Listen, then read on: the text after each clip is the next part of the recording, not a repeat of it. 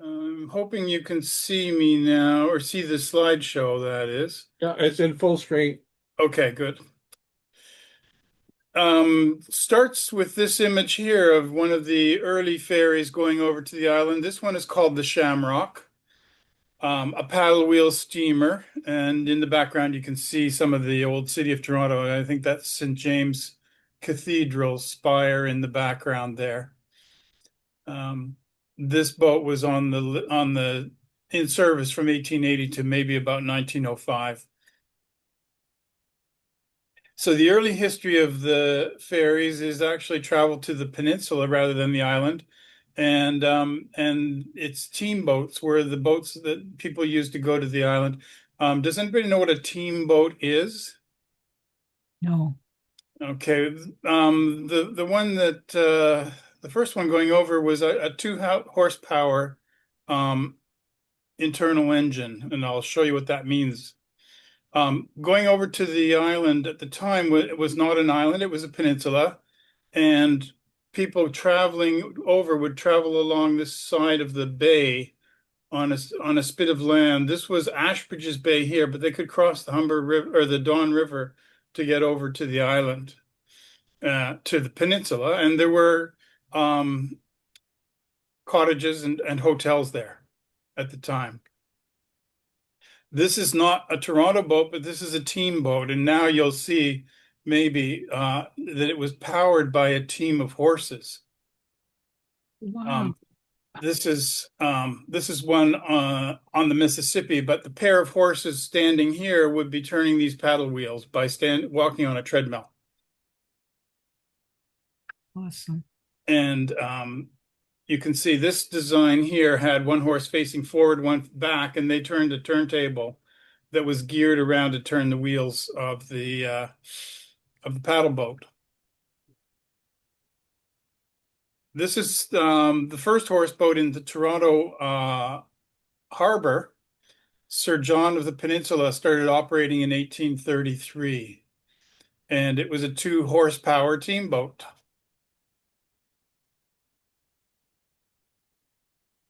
A little later, there was a second one. You can see it's a little advanced now. It's got five horses working in a circle here. This was called the Peninsula Packet because it was heading over, as I said, to the peninsula. It was heading to the Peninsula Hotel, which was owned by the Privat brothers. And that was the hotel on the island, which had numerous entertainments. It had a bowling alley, a merry-go-round swings, and a little sort of uh, menagerie, I guess, there. It had a bear and a reindeer and a few other things. And there were entertainments that people traveled to do.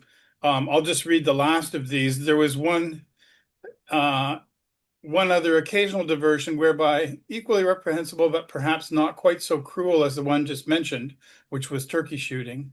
This was shooting a bear with a candle. A bear was purchased, and 40 years ago being about the 1840s, so this was written later, these were not difficult to obtain, and a man resident in Toronto used to give an exhibition of shooting this animal with a rifle, ostensibly loaded only with an ordinary tallow candle. To see this performance, a small sum was charged, and those who witnessed it went away believing that the bear had met his quietus solely through the force of the candle striking him.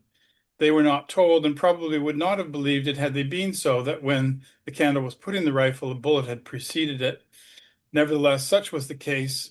This sport always took place in the winter, and there was from time to time an occasional fox hunt also, fox being let loose the night before to furnish the sport, and a very exhilarating amusement was the result. So Toronto Island has had a variety of entertainment since then. Um, Bear shooting not among them. But in 1858, a storm opened a gap across the peninsula, and then what was a peninsula became the island. And of course, at that point, ferries were necessary. See, you can see this sandbar here. which would have been the walking route previous to this opening right here. So there were numerous ferry system operators, and I won't bother going through the detail here, but some of them traveled outside of the harbor down to the Humber River, and then others were private companies that went through various mergers and so on, eventually consolidating into the Toronto Ferry Company, which sort of was a compilation of other ones that operated from the 1880s until 1927. 1890s, sorry. And then it was the ferries, that operation was taken over by the Toronto Transportation Commission, which later became the Toronto Transit Commission, TTC as we know it. And eventually it became a part of the Metro Parks and Toronto Parks Department. So the city ferries are now a City of Toronto Parks operation. This is one of the ferries that traveled down to the Humber River. People were brought along down to the Humber River by this type of boat for the purpose of getting to hotels. And of course, that area remained a hotel and eventually motel location.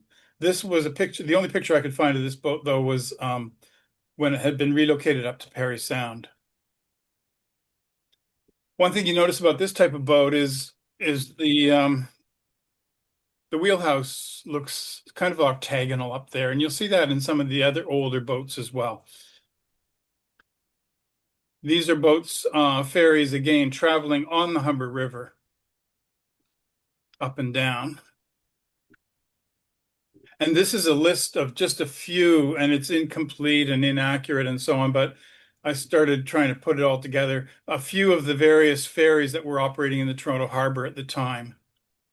And you can look at that at your leisure. I'll put the slideshow available online. This is one of the early ferries. Again, this one was operating from 1866 to about 1880. This picture was in the middle of that time, 1873, the Bouquet. And again, you can see that octagonal wheelhouse, which just seems to be a stylistic characteristic of these boats at that time. Side wheel paddles and wood hull construction here. And I came across this timetable for Hanlon's Point. It was actually for the various steamers. They were the Sadie, the Queen City, the Luella, the Geneva, the John Hanlon, the Ada Alice. And I tried to track them down to get an idea of what they were. The Sadie was 1878. The Queen City was 1885. The Luella was various dates, but it might have started as early as 1876. And the Geneva, I don't have much information on. The John Hanlon started in 1884, and the Ada Alice started in 1879. So most of these would be pretty new boats at the time, going over to Hanlon's. And you could see they traveled quite frequently, every 15 minutes over from the York Street line, and again every 15 minutes. One of these, the Queen City, was subsequently renamed the Anguilla and moved down to Niagara and operated on the Niagara River there between Queenston and Lewiston. After that, and there's your octagonal wheelhouse again. Another one, the Luella, operated from 1882 until 1934. So it had a long run. Eventually, it became decrepit and was put up on the shore at Hanlon's Point, it says here, to remind many of her great days on the bay. But it turns out that people vandalized it, and then others thought it was meant to be firewood, so it was burned. Hmm. But you can see it in the York slip there. It looks like the York slip. This is the only picture I could get of a boat that I think might have been the Geneva. It says Geneva on it, but this picture is in the Trent Canal. And certainly they like to load the boats up. A lot of people aboard. Kidding. This is the John Hanlon, which in this picture, and in other pictures it says to Lakeside Home on the front of the boat. It's taking convalescing children to the island's Lakeside Home, which was a sanitarium that operated on the island from the 1880s until nearly the 1920s. And you can see it says Toronto Transportation Commission, which tells you that this picture was taken after the TTC, such as it was at the time, had taken on these ships, even though this ship was built in 1884. All of these ones look so skinny and look like they're about to capsize. Ron, what are those things that are hanging down the side of the boat? They were on the one before. Yes, Um, those are fenders for docking. You can see it oh, on quite a few of them, actually. See? okay, yeah, Yeah, yeah, yeah. yeah, yeah. There's another picture of the John Hanlon there. After the TTC took over operations of these boats, a lot of them were found to be in poor condition, being again wooden hulls and so on. And as the turnover happened, the Toronto Transportation Commission entertained people by burning these other older boats at Sunnyside as entertainment for people. So this is a picture here of the John Hanlon at the dock and then up in flames at Sunnyside in 1919. This is the Ada Alice, and I'm puzzled a bit by this because the boat's identified in two pictures, but it looks quite different in the two. Um, However, this one ended up in Muskoka and eventually sank up there, as you can see. This is another one that the TTC took over, the Jasmine. And again, you can see these are all wood hull boats. This one was also burned at Sunnyside in 1929. And this was one of a few boats owned by the Clark family. This one was called the Clark Brothers. It's coming into dock in the city, 1927. And I like this picture partly because of the smoke coming from the stack. Toronto was a very smoky city, a lot of coal burning at the time. This is the same boat at the dock at Ward's, and it's unloading or loading. I'm not sure which, probably unloading because you can see a box there, post toasties and cornflakes. So I guess this stuff coming over for the Ward's Island population. And the Clark Brothers was also burned at Sunnyside. You can see fireworks were a part of the entertainment as well. So a number of these boats went up in flames deliberately. This is another one owned also by the Clark brothers, Clark family. They're named after a daughter of one of them. It says that what I found, this vessel apparently carried passengers as well on occasion. It was mostly a freight boat, but it said, but she did not linger on the bay for many years. She was taken to Georgian Bay, where she served as a tug. And yet another one, this one is the TJ Clark, which had a really long run. You can see from 1911 to 1959. It went through various iterations. It was used as a fireboat, a cargo vessel, and a passenger ferry, and then a freight carrying boat. Um, so its appearance changed quite a bit too. This picture shows it in the 1910s, I believe. Because you've got the bluebell there in the background. And we can talk about that. This is another boat. It was identified in the city files as Ada Alice, but it doesn't look anything like the Ada Alice other pictures that I've been able to find, and there haven't been very many. But I did like the picture, just sort of slipping into the dock there on the island, and the city in the background. On the city side, there was a lot of activity. You can see both the Mayflower in the foreground here. The other boat that looks like it over here would be the Primrose. Some of these other ones were excursion vessels taking people out of the city of Toronto to points distant. Rochester, Hamilton, Niagara on the Lake, Queenston, Kingston, and so on. That's another story. We won't talk about the excursion boats, but that's an interesting thing in itself. But you can see the Mayflower there in the foreground, and that's one of the wildflower named ferries: the Mayflower, the Primrose, the Bluebell, and the Trillium. These were kind of flagship ferries. So the Mayflower, its years were from 1890 to 1938, eventually out of service and turned into a barge. Um, and there are your octagonal wheelhouses again. The Primrose, the same. They were sister ships, both built in 1890, both converted to barges, although I did have a different story for the fate of the Primrose, that it was burned. So I don't really know. I believe it was converted to a barge, not burned, that this picture is incorrectly identified. Um, but these were large passenger volumes. And then things even got bigger. Here's the Bluebell being launched in 1906 from the Polson Iron Works. I talked about the Polson Iron Works before in a different slideshow, but these were steel hulled, as were the Primrose and the Mayflower, but steel hulled large ferries. And Nope. in fact, I guess the largest ferries to operate in the Toronto Harbour. So the Bluebell was launched. There it is in operation, emblazoned as Toronto Ferry Company again.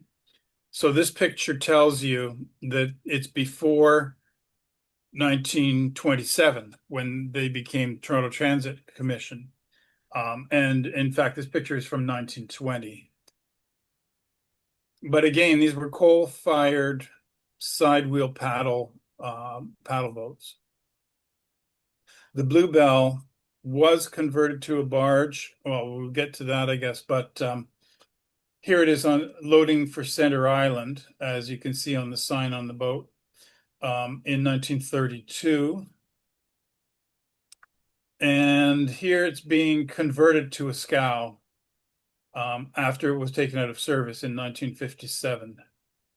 So they've stripped away the upper decks and they're going to be taking it down to just the hull. After it had served as a scow for a while, it was used over here in the Tommy Thompson Park as part of a breakwater. If you come out the Eastern Channel, you can actually head over to that bit of headland, that little peninsula point there, Peninsula C, it's identified as such, and it's got the hull of the Bluebell sitting there. When the water's low, it's awash. You can see some of it. So it was put there to prevent erosion on that peninsula point. It's got trees growing out of it, as you can see. You can see it on Google Maps. The other one in that pair, the Bluebell and the Trillium was a sister ship, launched the same year, built the same year. This is it in 1913. The Trillium had its period of service and then until 1957, as you can see, and then it was put in one of the lagoons at Toronto Island near the water treatment plant where it stayed for years, growing more and more decrepit. That was it in 1972, but then a decision was made to rehabilitate this boat. So it was brought up from the lagoon and taken apart. The parts were taken off and new parts were put on. It was rebuilt and put back into service. There it is in the 1980s. What they did for historical accuracy is still call it Toronto Ferry Company here, although the Toronto Ferry Company didn't actually exist after 1927. But nevertheless, it got a postage stamp in 2023. And this is it last year in tarpaulins. It's now in dry dock in Hamilton. I believe the city plans to put it back into use, but its future is less certain than would be ideal.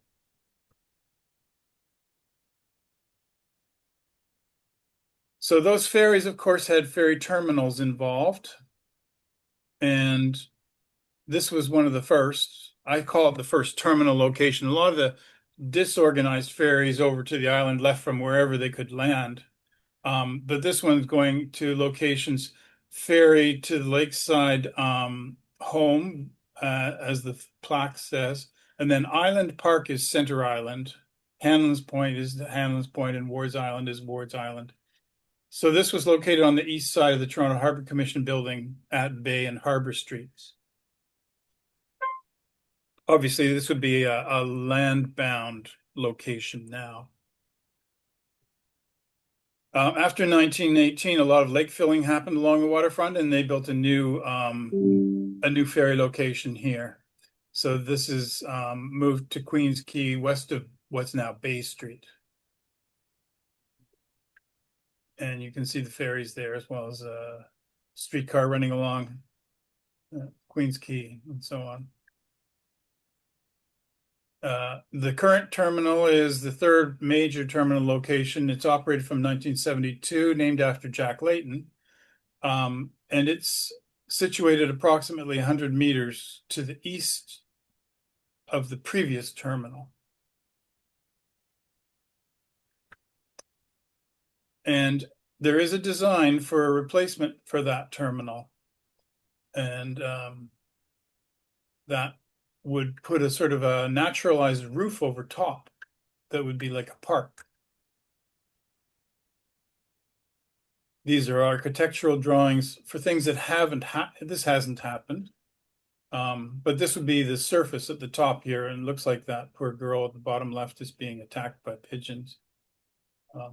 Maybe I don't know what she's doing there. However, the current ferry docks are actually looking like this. The Jack Layton terminal is right over to the left here.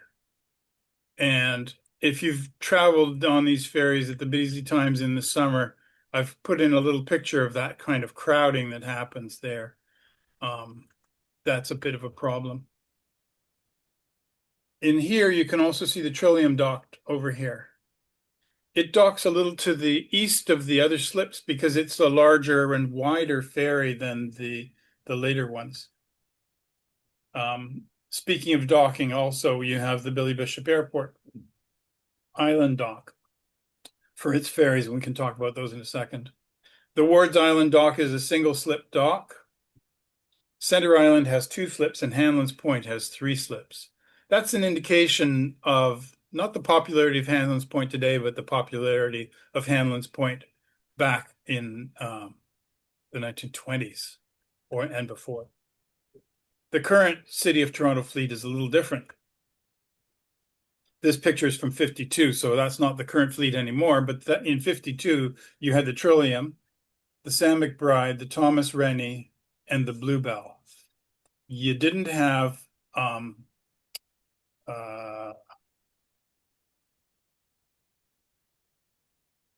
the Thomas Rennie's there. You didn't have the William Inglis in this picture. Sorry. This is kind of the working fleet now, although this picture is from 1972 and it shows the new ferry terminal in the background up on the shore here. These vessels are all still in operation. The Onguera runs over to Hanlon's. It's a vehicle carrying ferry. The other 3 are passenger only ferries. But one of the things that you notice about these compared to the earlier Trillium and Bluebell also is that they are end loading ferries. Passengers come and go off the ends of the ferries here. The other ones were side loading. One of the advantages of the end loading ferries, of course, is that they don't have to turn around or anything as they travel from one side of the harbor to the other. The Thomas Rennie and the Sam McBride are pretty much identical in size. Different dates of manufacture. The William Inglis is smaller. Now, this one is the Shamrock.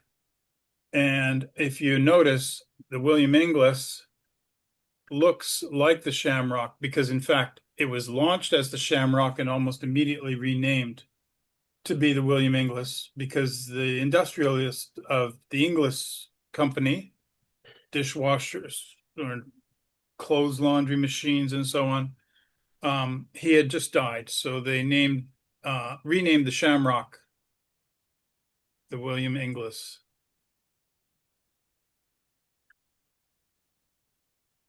And there it is in a more modern photo, approximately 2013. So that was built in 1935. So it's a 90-year-old vessel. The Sam McBride came along 4 years later, a larger ship. And then the Thomas Rennie came in 1951. And it's the same size basically as the Sam McBride. Sam McBride named after the past mayor of the city. Thomas Rennie named after the Toronto Harbour Commissioner, no, Toronto Transit Commission chair. And that's the Anguilla. It was built in 1963 and has been in operation since then. It's primarily a vessel for also winter operation. It's got a sort of a reinforced hull that allows it to get through ice that the other ones wouldn't. Then you have the Toronto Island airport ferries, which are a whole different category. Having talked about like how often these ships were either burned or turned into barges, here's a success story for a scow. This was a scow that was turned into a ferry rather than the other way around. This is the Island Airport Ferry, pictured in 1951. It operated, you can see the old airport terminal in the background. It was inventively called Airport Ferry and never got a name. It was a cable ferry. What that means, and some of you might even remember, I don't, but what it means is that it traveled across the Western Gap on a cable. Here's another picture of it. And I've circled this traffic light up here because when the ferry was pulling its way across the gap, the cable came up out of the water. So you really didn't want to be in the way of it in a boat. But then subsequently, when it got to the other side, it would slacken the cable and the cable would drop down to the bottom and boats could pass. In the background, you can see the Royal York Hotel and you can see the soya mills that were torn down. This picture is 1954. So this Island Airport ferry was the first one. It was really only intended to operate for a few years, 5 years maybe they thought, but it actually went from 1938 to 1954. Then there was another airport ferry. It was not really a ferry, but for about a year they operated a tugboat, the J.G. Langton. And this is the only picture I could find. But I did find some record that suggested that after it was used by the Harbor Commission, that it went into private ownership and became a personal tugboat somewhere up in Georgian Bay, where it may still be, which is a little interesting. The city did pick up another ferry, though. This was the Maple City, which I think most of you will remember seeing at one point or another. It was retired in 2006. It operated for the Port Authority going back and forth to the airport from 1965. But it had an earlier existence. It was built in 1951. So before it was owned by the Toronto Harbour Commission and used in Toronto, it was actually located in Prescott, traveling across the St. Lawrence River between Prescott and Ogdensburg, which is the American town directly opposite Prescott on the St. Lawrence River. And the nickname of Prescott is the Maple City, which is why this ferry was named Maple City. So the Maple City operated for a while. It was retired, as I said, 2006. For the next 20 years, it has been hanging around the harbor. I took this picture 2 years ago. It's docked in the shipping channel here, looking a little the worse for wear, but still floating. Anyway, that's the Maple City. It's still around. I don't know if it's intended to ever be put into use again, or whether they will sell it or what they're going to do. The other one that went back and forth looks just like the Maple City. It was called the Windmill Point. And the Windmill Point was acquired by the Toronto Port Authority in 1985. It was retired the same year, 2006. This picture again in 1987 shows the old airport terminal in the background. This was built again just after the war, 1954. Well, not just after, but not long after the war. And the Windmill Point is named after Windmill Point down in Prescott, because the Windmill Point was the second Prescott to Ogdensburg ferry. And it ran back and forth on the St. Lawrence. This is a picture of it in the 1950s. Windmill Point, as you can see, doesn't look at all like a windmill, but it was originally a windmill. It was built around 1832, and it was the site of a battle, the Battle of the Windmill in 1838. It was converted to a lighthouse in 1872. So this windmill, you can visit this location. I haven't, but I think I will next time I'm in that neck of the woods. The Battle of Windmill Point, and I couldn't get a better picture of that, but you can see a couple of things here. You can see that the windmill was a windmill in this time, and ferries ran across between Ogdensburg and Prescott. So this is an 1838 etching of that time and that battle. I won't go into the Battle of the Windmill and the history of it, but it was part of the Upper Canada Rebellion. There were rebels called the Hunter Patriots, it was an American organization trying to turn Upper Canada into a republic. This is a sidelight. I don't know where the Maple or the Windmill Point is now. This picture is from about 2015. This is docked in the Keating Cut. Other pictures show it in different places around the harbor. But again, it has not been in use for nearly 20 years. Oops. This is the reason partly why these ferries were released from use between Prescott and Ogdensburg, is because a bridge was built across the St. Lawrence. Bridges are obviously the bane of ferry existence. The ferries between Ogdensburg and Prescott had operated since 1815. So they were operating even before ferries in Toronto.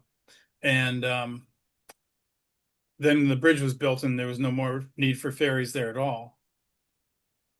And then Trump came along, there's probably no need for a bridge. But anyway, the next ferry across from the airport was the Hornell, David Hornell, named after a World War II fighter ace. Originally named TCCA-1. They came up with a better name than that. TCCA-1 was Toronto City Centre Airport 1. That one still operates between the airport and the mainland when the other newer ferry is not operating. This one is a passenger and freight ferry, vehicle ferry. And the next one, as were the earlier ones, like these were also able to carry vehicles. It's always been a characteristic of the airport ferries. The next one after that is this one, the Maryland Belle. It was converted from diesel to electric power in 2021, and it's the main airport ferry currently. And for the foreseeable future, I think there's no requirement to change the ferries, partly because the tunnel was built. This ferry went into service in 2010, and 5 years later they built the tunnel. So There have been a couple of other ferry ideas for the harbor. One is the Dartmouth 3, and the other was called the Ottoman Empire. The Dartmouth 3 was brought to Toronto from Dartmouth. It was running between Halifax and Dartmouth, and was bought by a private operator who brought it to Toronto with the intention of using it to transport people to and from Toronto Island. The operator, the purchaser, owner was the Beasley, I don't know the name of the company, but Beasley family that operates Centerville and a lot of the food concessions on the island and so on. The idea was that it would be able to say maybe like they could host wedding parties on the island and bring them back after the regular ferries had closed for the night and things like that. But since its arrival in Toronto about 8 years ago, it has sat on the dock and not being used. You can see it's in the picture on the left, it's kind of getting a little faded. More recent pictures, I think it's got a bit of a list. I think that it was a mistake. That is, it hadn't been planned properly. It's a side-loading ferry, can't use the regular ferry docks. They didn't really have a spot arranged for it to land on the city or on the island side, and so anyway, who knows what's going to happen to that.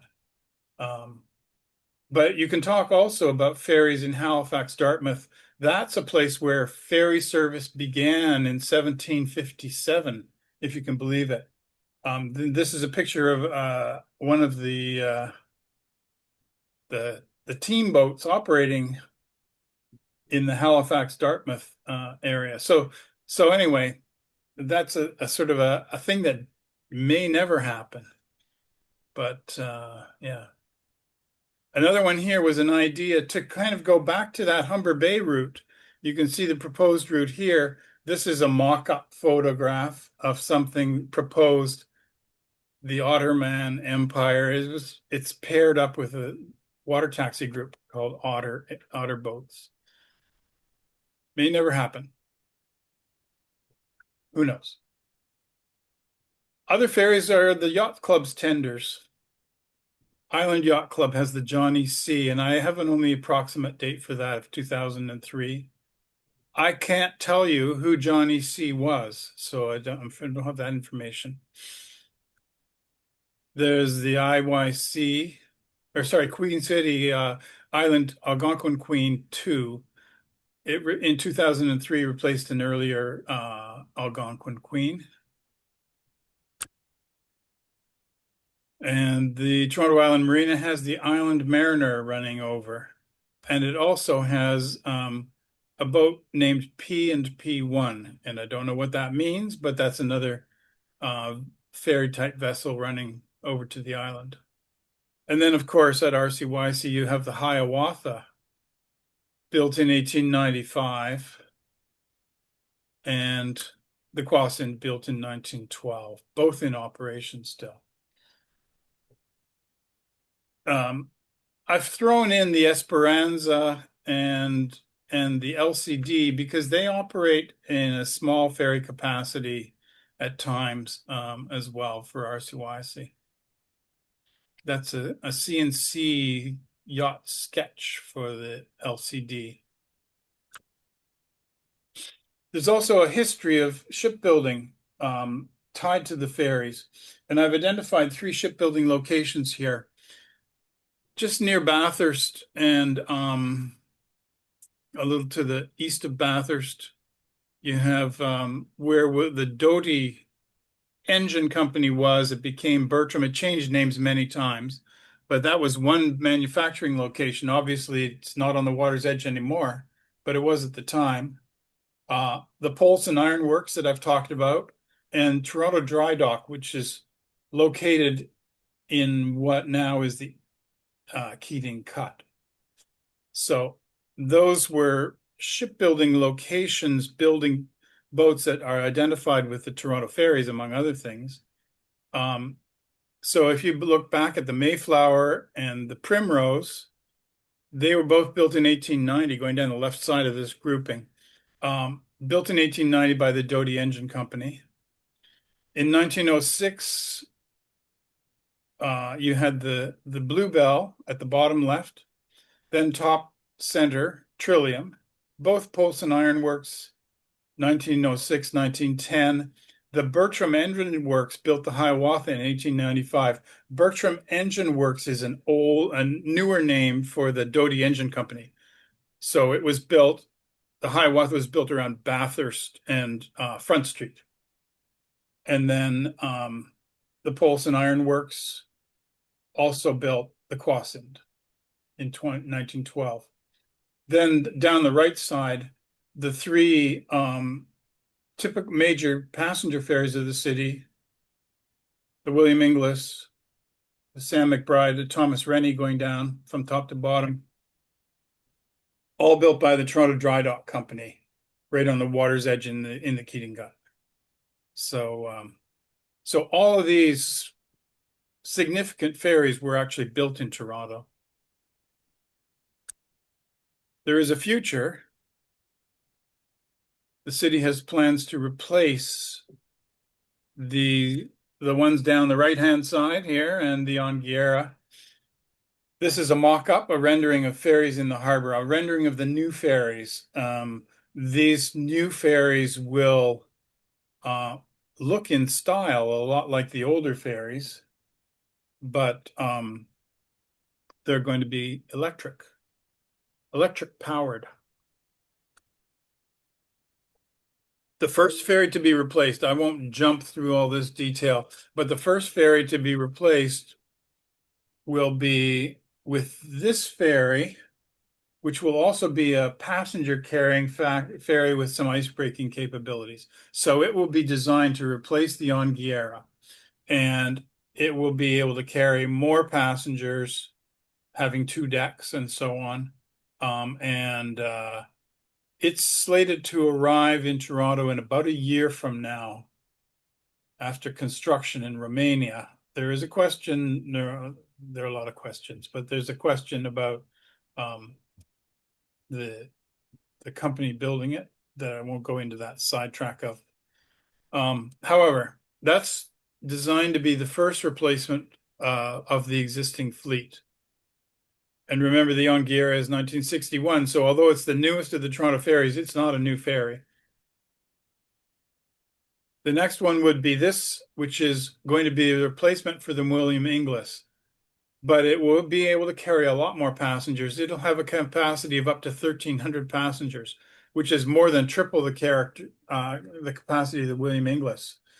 The William Inglis can carry up to 395 passengers. So that'll make a big difference. And the next 2 ferries in the line, if I just jump back, they will also be 1,300 passenger ferries, replacing the Sam McBride and Thomas Rennie with 908 passenger capacities. So at the end of this 10-year plan, the city will have replaced its existing ferry fleet with newer ferries, electric powered, that will have a greater carrying capacity and be electric. Yeah, so it's a nice thing. What is required, though, is also upgrading the electrical charging capacity on the city side. And I won't go into the details about that, but it's extensive work, actually. You also have something that takes up a lot of the slack, and that's today's water taxis. This is the York Street slip. And these are the water taxis, W'OTTER, water taxis, a Foot of Young. Water being the same thing where you get the Waterman Empire idea going over to Humber Bay. You can see the Trillium there in the background. So that gives you a location if you wonder where that is. Talking about ferries generally, the city has been trying to figure out its marine use strategy. It came out with a report in 2020, and defines the existing routes, and you can see the existing routes here come from the Jack Layton Ferry Terminal, go to Hanlan's, Center Island, and Wards, these three yellow dotted lines. And then you have additional private tender routes running. The RCYC ferry runs from over in the shipping channel to RCYC. And the Queen City and Island ferries run from, or Toronto Island Marina ferries run from here. W3, which is the York Street Slip, and the Island Yacht Club ferry runs here from Portland Slip over into Island Yacht Club. So that's the existing marine transportation map. The marine use report also looks at possible future routes, and these are future potentials over to Ontario Place, and then over to Parliament Slip and into, I guess it would now be Oquaman Minising, the new Park Island over here in the Portlands, and running out and over into the outer harbor, and even down the outside of the island, maybe the Wards Island Beach and Gibraltar Point. So there are a number of contemplated future public marine transportation routes. And there was also an idea looking at marine use strategy, a supplement to that idea for water bus, sea bus and water taxis. Sea buses are, these ones are called water taxis, but they're not the same as the water taxis that run across the harbor and pontoon boats. They're more substantial than that. And these ones are pictured in New York. The current east-west linear system recommended routes, these don't exist yet, go from Ontario Place to the Portland Slip, Harbourfront, Yonge, Parliament, and Oquaman Minising, like that. And then a more extensive idea, and this is looking at 2035 and into the future, would go out around here. So you'd have additional route options to Gibraltar Point, Wards Island, points along around the island and into the outer harbor, sorry. And what kinds of vessels would operate there is speculation, really, for the future. I won't worry about my references. But before I actually say thank you, what I will do is I will just switch to show one thing that's being talked about for that. I will stop my sharing here and I will show you something else.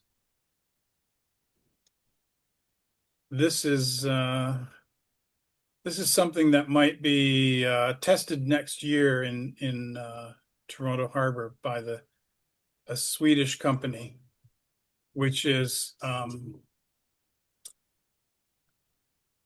looking at a vessel that's already under construction. It's a hydrofoil, electric hydrofoil. I think there are 40 or 50 of these already in use around the world. They're small passenger capacity, like 20 people. This is actual footage of one of these things.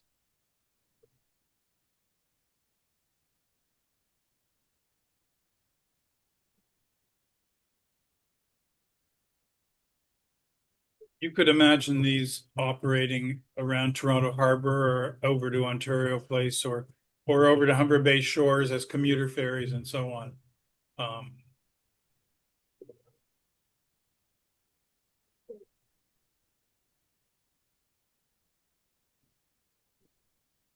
So this is a peek at the potential future, maybe.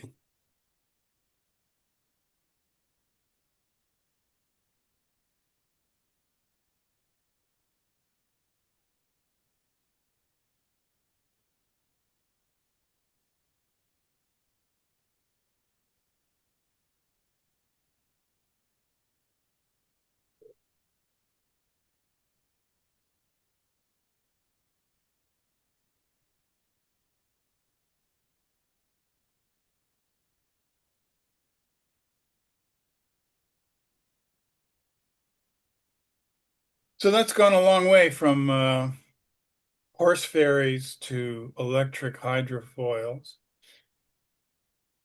Any questions or comments?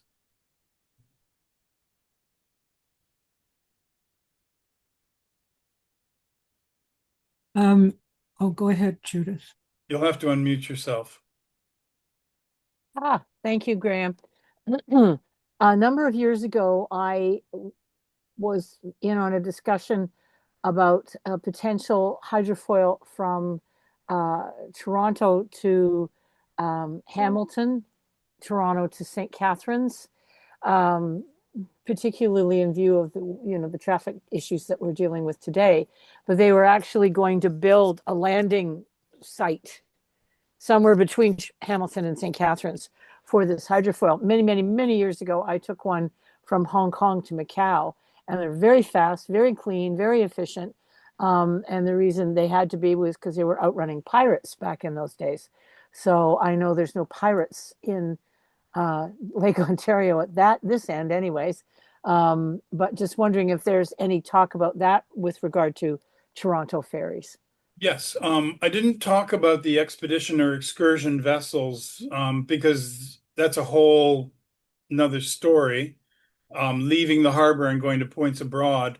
Um, the uh, the electric hydrofoil that I showed also had some route maps going over across the lake and down to Hamilton and um, Port Credit.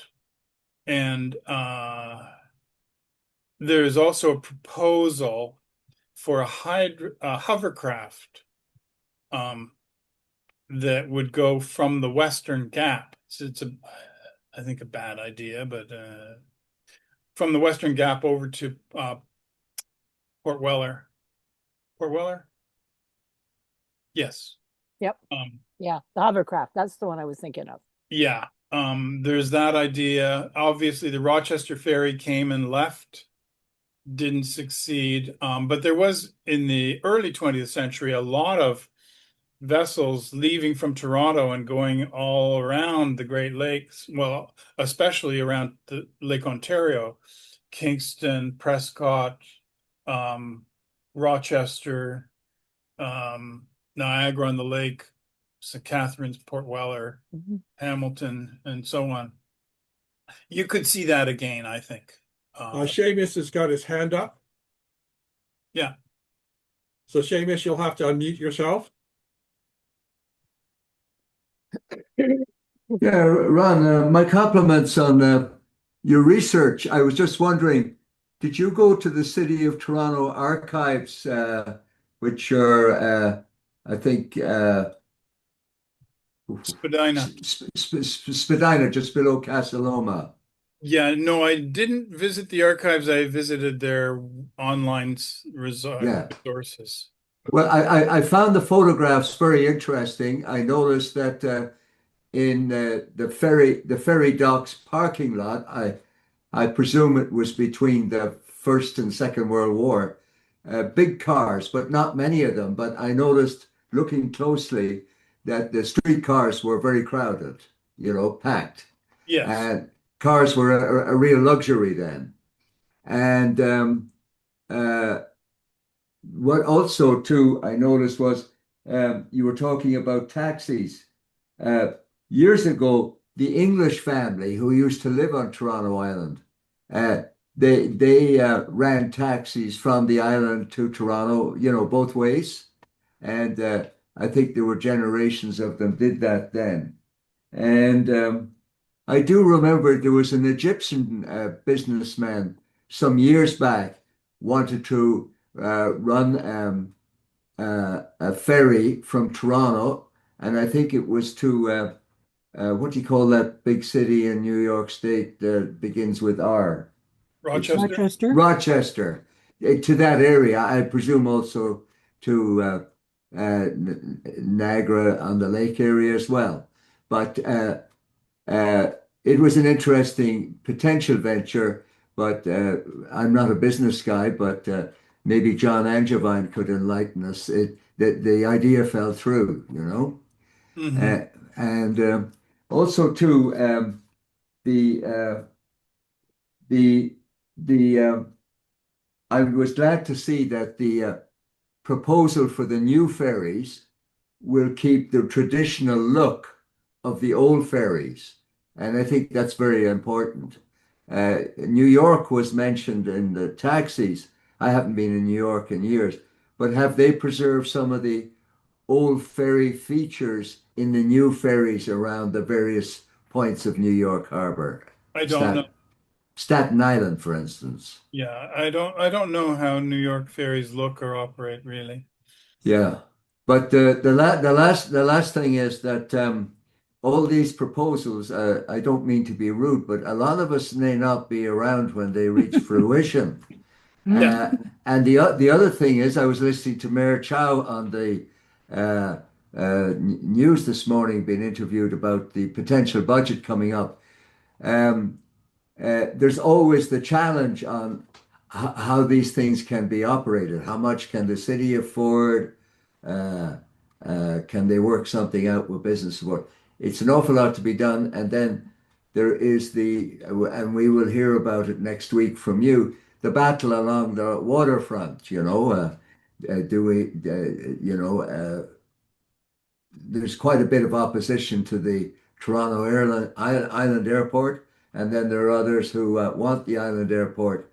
So there's a lot of debate going on, and sadly, with the demise of our media operations, it's people like you who bring the news to us, and thank you very much. Oh, you're welcome. I have a question here, Ron. I was wondering what is driving the decisions about the routes. I was looking at the route that would go along the lakeshore. I mean, right along the north or the north, the northern, I guess the southern, not the islands, but the mainland. And one of them, it struck me that maybe the new island that is being developed at the mouth of the Don River was part of that driving point or driving idea. Do Yeah, you? I don't think that is fully thought through yet. Because the current ferry docks are in a really congested point of the waterfront, Mhm. and that will get more congested in the future. So Yeah, there have been suggestions to try and spread the ferry points out along the waterfront a little bit. And Okwame Minising might be one location. And Mhm. or some of the slips to the west of York Street and Yonge might be another. I guess that Oquaman to the city would be a way of reducing uh, vehicular traffic along the southern part of the city. That's true, although they do plan to put in an LRT that will also run That's along true. Queens Yeah. Quay and across the Cherry Street bridges and down into Okwame and Minising. That is, I think, a very much more likely thing. It'll run all season, for example. The Toronto Harbour can freeze, and you can't really Count on it. Yeah. depend on a Mhm. passenger route that freezes. Yeah. Yeah. Okay. It just struck me that one there, that particular one across the lakeshore was interesting, but there are so many others, like the circumnavigation of the Toronto Islands. Um, who would use those, and how many would use those? Well, I those would, I think, be tourist routes. I didn't talk about the tour boats that have traveled, like the Gladys Simpson, if you remember that one, sort of a long one with a glass roof and a lot of sightseeing tour boats I'm talking about. But also to get people to the islands along the South Shore in the summer, maybe would Mm, be one of the things, right? Or you could make it like a day trip where you get on, I don't know, at Oakwame and Minising, and you travel a circuit over to Ontario Place, you get mm, off and do something there, get back on, go around to Ward's mhm, Island mhm. and whatever. that kind of thing. I don't really know how those plans fit together. They Obviously, would have to do quite a bit of advertising, I would think, in order for people to be aware that those were possibilities. But I presume that would be all part of the planning. well, there's no problem right now getting people to use the existing ferries. No, I know. No. Believe me, I've tried. Just Okay. getting over to see my son, you know. So, Ron, you were asking about the name P and P1. Yes. That comes to the creative capabilities of our governments, because I believe the boat was owned by Parks and Properties Toronto, or Property Parks Toronto, and sold to the marina. So that's why it's P and P1. So you should also inquire about how the Toronto firefighters think about the new name of the new Toronto fireboat. What is the new Yeah. name? It's TD. It's like a number. Oh, Well, I was thinking also about the new ferries. I was thinking that the city should either have a competition for naming the new ferries or maybe pick some. I would like for myself to see maybe the first of the new electric ferries to be the David Crombie. yes. But who knows? I mean, he's been a big positive factor on the waterfront, and you know, you For the have city. a ferry, the Sam McBride named after a past mayor. Mhm. So that would be just my suggestion. I would agree. Judy. The Judy. Ports Toronto have a number of boats that they have for use riding around the island and scaring off the birds in a tugboat and that kind of thing. I've christened a few of them myself, and they usually put the naming of the boats out for competition. So they had a bunch of school kids name the Iron Guppy. They named one of the little boats that rides around Toronto Island Airport to scare the birds after a guy who worked there for 25 years who died shortly after he retired, and so on and so on. I love your idea of calling it the David Crombie, and send a letter. We should send a letter to the mayor. We, as shellbacks, or we Sure. can all send letters, because I think that that's a great idea to honor somebody who's been so significant in this city in so many different ways. I live in Crombie Park Hmm. because he was a housing advocate as well as everything else that he's done in his life. So Yeah. Yeah, he was the one who wanted to have Yonge Street stay as it was, and so we wouldn't have any high rises along Yonge. It was going to be all the same level as it was when back in the 50s, I think. yeah, That didn't happen. I guess people didn't get that memo. No, they didn't. But I really do like that name, the Iron Guppy, for that tug. It's a really good name. I didn't also talk about the Ned Hanlan tug, which was also used as a passenger ferry in winter. It's up on the land now over at Hanlan's Point. Before that, it was at the Marine Museum on the CNE grounds. Um, but I had to draw the line somewhere. Yes. Yes, you did amazingly well. Now, Sherry, I saw you put your hand up, and there is a way of doing that. But because you didn't get it, would you like to say or ask a question now? Can you hear me? Hmm. Yes, you're unmuted. Okay. No, I was just going to mention, I really got I loved all the fairy talking, but I was just going to mention a lot of people don't realize when I was very young in the 30s, well, the late 30s, my father had three sisters, and in the summer they would go over to Hanlan's Point, and a lot of people don't know this, but at the south end of Hanlan's Point, they had three-story rooming houses, and I would go with my aunts and spend a few days there. Can you imagine at the foot of at the south end of Hanlan's Point, they had some rooming houses where people from Toronto would go and stay for a few days. It was very special, and it's very deep in my memory, but I'm going to go through some pictures of the old family pictures, because I may be able to find a picture of it, which is really interesting because it shows, the three-story rooming house. Yes. Anyway, I just thought it was Yeah. interesting. Some of the ferries traveled up between, this is before the airport was built, traveled up between um, what's now, well, it's not there anymore, but they could get right up into where the lakeside home for convalescent children or whatever it was called was located. They traveled all the It's way very into funky. where near where the water treatment plant is now. And that's where you're talking about where those rooming houses were.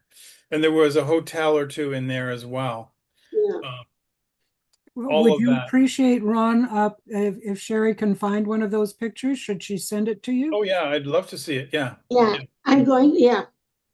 Yeah, I spoke to somebody else about when I was talking about Hanlon's Point before, and they said that their mother was a teacher at the Toronto Island and went over on a ferry that went up into the same way that you're talking about. Um, Hmm. I Yeah, mean, I do have some old family pictures. And a cousin of mine did a book on me on that. It's my father's family. And actually, it was probably not long before the war where my father took off and ended up in London for 5 years with the Royal Canadian Air Force. I shouldn't mention that, it's nothing. But it was fascinating. And I have such vivid memories of being on Hanlon's Point. I don't remember getting there, but I do very vividly remember being with my aunts in this rooming house. And it was just so beautiful along the beach, Well, where we would go walking. if you can find some pictures, that would be wonderful. I'm Thank you. definitely going to go through the, Thank you, yes, I Sherry. promise. I promise. I'm going to go through Okay, anything I can find and see if I can find them. Yeah, terrific. because it would be beautiful. And I think somehow I, Okay, Laurel, you had your hand up. Oh, yeah, I just wanted to say that my parents spent their honeymoon for a month over at the island during World War II when my dad was on leave. Wow, So, how and neat. yeah, they stayed at, they either rented an apartment or stayed at a resort. And my mom said it was really, really special. It was really nice. No kidding, eh? No Yeah. kidding. Okay, are there any other comments or questions? I had a question. Is there anybody who has not been on any of these ferries? Yeah. How many have been on like six or more? Oh, individual ferries, you mean? Like Yeah. different Yeah. ones? Like if you were a regular traveler to the island, you would have been on at least three or four of those, right? mean visiting the island. Visiting the island, if you've gone to the RCYC, you may have been on the Quasend and the Hiawatha, you know?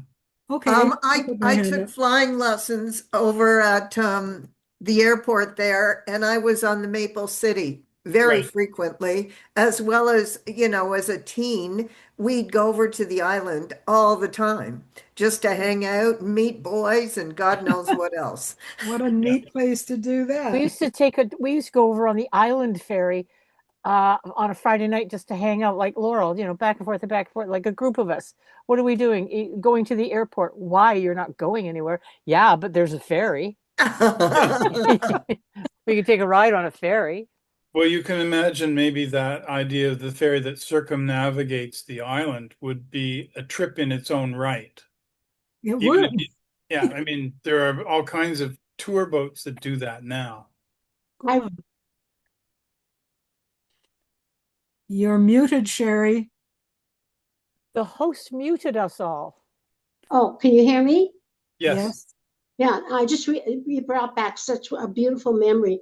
I have a granddaughter who's 25 that I used to babysit a lot for when she was young, and I would take her over to Center Island, and we would walk down to the south end, and they had a beautiful beach there, and I would spend the day there with her, and it was just so special, and just so grateful and appreciative of the island, and she loved going on the ferry, going over, which was really nice. Mm-hmm. Yes, I have grandkids too, and they love the boats that they've got over there. The rail, there's a rail boat as well. Anyway, it's lots of fun to be over there. And I think the people who use it more than anybody are our immigrants to the country. Yes, they do. They just flock. And if you want to get over there on a weekend, it's probably the worst time for you to try and do it. It's better to do it during the week. Here, here. Okay, Ron, I'd just like to thank you again for your amazing research. You always do such a fine, fine job. We certainly appreciate it and look forward to seeing that up on the website.